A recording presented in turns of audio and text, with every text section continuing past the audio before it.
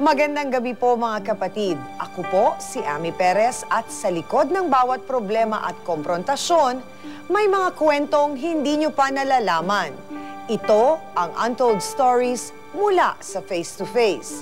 Tampok ang buhay ni Merlin Aling Ekba Esteves sa kwentong Minsan May Babaeng Palaban. Ay, bili ka na. Alam mo ba na, yung crush ko sa school, kamukha ni JC De Vera. Crush ng bayan yun. Anak, pwede ba, Renato, ha? Medyo bawas-bawasan mo yung kalandian mo. Ay, ano ba yan, Renato? Tingnan lang. Diyos ko, lalaki, Renato. Ayoko nung kadiri. Ew! Iw ka dyan, ha? Buti nga hindi kita ginagapos dun sa kabaklaan mo. Kung ibang tao yan, ako isasabit ka sa taas ng puno, pausukan ka pa. Gusto mo pigilan ko na. Kapag pinigilan ko to, baka mautot ako dito. Sa bagay, pag ako nagpigil din ng kalandian ko, ay naku, hindi na utot ang mangyayari sa akin. Ay, yung shoes mo, bago yan! Manolog yan! Yan! Ito eh, pali! Ikaw na naman! Sinasadya mo ako talaga, ano? Ha? Ako na nanadya. Pambihira ka naman pala eh. Ikaw dumadaan sa harap ng bahay ko eh. Natural, maski ano, pwede kong gawin sa bahay ko. Dahil karapatan ko yan. Kahit ano, itatapon ko dyan. Sa bahay mo!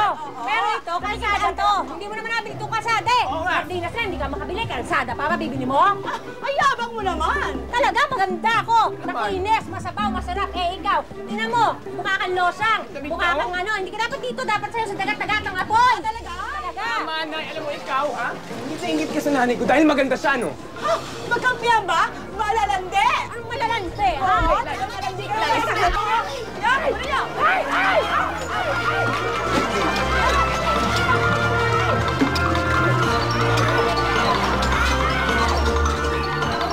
Madalas mapaaway sa kanyang mga kapitbahay si Aling Ekba.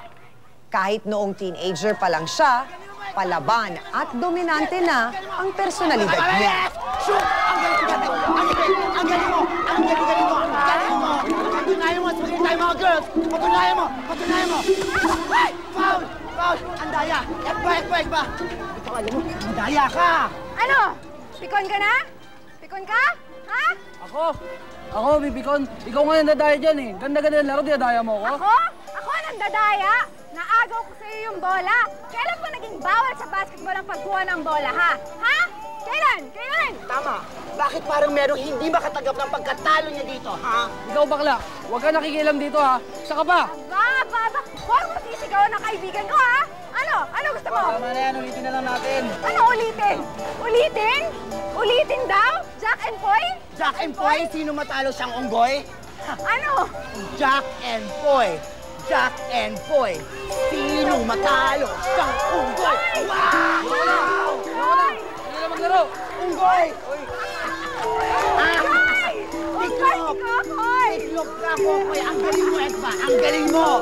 Talaga, Ekba! Tiklop! Talo! Tikol! Yan, Mare! Sige lang, sige! Ito, nakita ko kaninang bagong dance step sa TV. Go! Ganyan! Perfect! Yan! Tama! Yes! Mamaya, magpapakitang gilas tayo sa Sayawang Bayan mamayang gabi. Mamayang gabi na pala yun? Naman, hindi pwedeng mawawala ka doon, ha? Ang dami magtatanong sa'yo, ang dami mo maliligaw doon. Inisip ko minsan dapat okay lang na hindi nila ako masyadong nakikita para hindi naman na-expose masyado yung beauty ko. Gaga, kapag wala ka doon, ang dami magtatanong sa akin. Kukulitin nila ako. Paano ako magkakaroon ng syota kung lahat sila nagtatanong sa akin, di ba? O siya, sige. Sige, papunta na ako. Kaya lang, paano kung hindi matulog agad si Inay? Bakla, gawa mo ng paraan. Hindi pwede. Kahit na anong mangyari, basta gawa mo ng paraan. Takasan mo ang nanay mo. O sige na nga. Pero teka, dapat, huwag mo na lang akong puntahan dito. Magkita na lang tayo sa plaza. Okay. Tama? Mag-practice na ulit tayo. Game! Sige, patugtugin mo lang yan, Mare. Sabay. At dahil may taglay na kagandahan at kaseksihan, maraming lalaki ang nahuhumaling kay Ekba.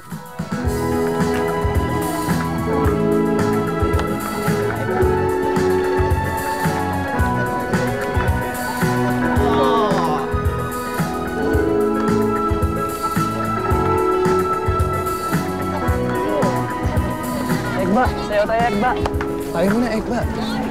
Ekba, alis na ako pa Maynila bukas. Gusto ko sana makasayo ako muna bago ako lumuwas. Excuse me, balik ka dito. Alam mo bang traffic sa highway? Eh, ano naman pakialam ko sa traffic? Gaga, tingnan mo yan, yung pila niyan hanggang dun sa labas.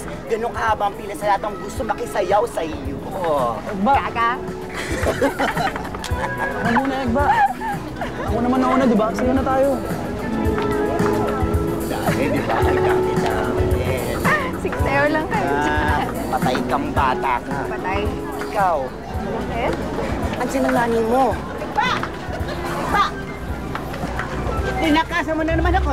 Di ba sabi ko sa'yo, huwag ka maglalabas ng gabi na. Uwi na tayo. Halika na, uwi na tayo. Uwi na tayo. Ekba, sandali, Ekba. Hoy, yung mga pananim ko, inaalagaan ko yan ng gusto. Apak-apakan na niyo. Andiyan kasi kayong lahat eh. Ha? Nay, tingnan mo ikaw. Imbes na matuwa ka na maraming nanliligaw sa anak mo, ganun pa yung naasal mo dyan. Matutuwa akong na marami kang maliligaw. Siyempre, ibig sabihin, maganda ang anak niyo. Iba talagang takbo ng isip mo.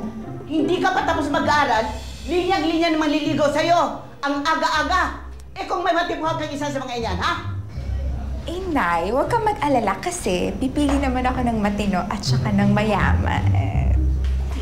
Hoy! Yung mga tanim ko! Huwag niyo kapag-kapagan dyan! Ingat kayo! Pero sa lahat ng manliligaw, isa ang nagustuhan ni Ekba. Minsan, sumama si Ekba kay Edong sa bahay niya. Itong bahay namin. Nasaan yung mga magulang mo? May pinundahan eh. Ang bango mo naman.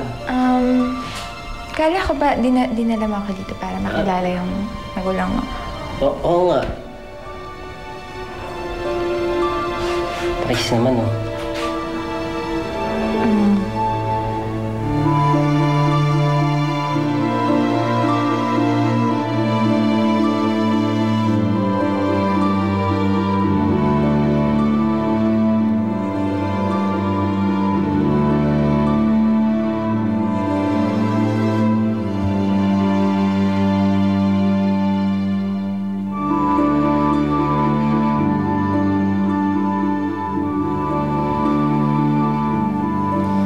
Edong, iuwi mo na ako.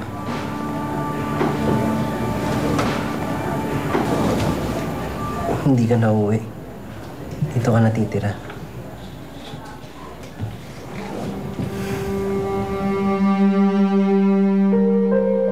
Hindi mo ginagamit ang utak mo. Kay bata-bata mo pa. Mag-aasawa ka na? Nay, tama na po. Nandito na eh. Nandyan na yan eh. Anong klase katuwiran yan? Pinaghirapan kong mag-aral ka. Pinili kong lumaki kang matino. Yan bang isusukli mo sa akin? Nay, tama na po. Nakakaya sa mga kapitbahay. Parati ka lang nakakaya. Yung nadisgrasya ka nang wala sa oras. Hindi ba nakakaya yon? Nay, tama na po. Bitiwan mo ko. Hindi mo iniisip ang naramdaman ko eh. Bitiwan mo ako. Tama na. Tama na. Hindi na napigilan ni Aling Maring ang pagpapakasal ni Ekba kay Edong. Nagbunga ang pagsasama nila, pero makalipas ang ilang taon, nalagay sa bingit ng paghiwalay ang pagsasama nila nang magsimulang saktan ni Mang Edong si Aling Ekba. Hindi totoo yan! Pinsan ko yung kasama ko! Tukla pa yun! At yung bukero mong tatay, kung siya nagmamatsak na mabuti, kasama ko si Monet! Gumagawa ka pa ng dahilan para pagtakpan yung kalandian mo! Hindi totoo yan! Hindi totoo yan! Huwag mo ako magsasalita ng ganyan dahil hindi yan totoo! Ikaw ang may problema! Lahat na nung pinagsaselosan mo! Ayoko na! Ayoko na! Ano sinabi mo? Ayoko na! Ayoko na sa'yo! Mag-iwalay na tayo! Ayoko na.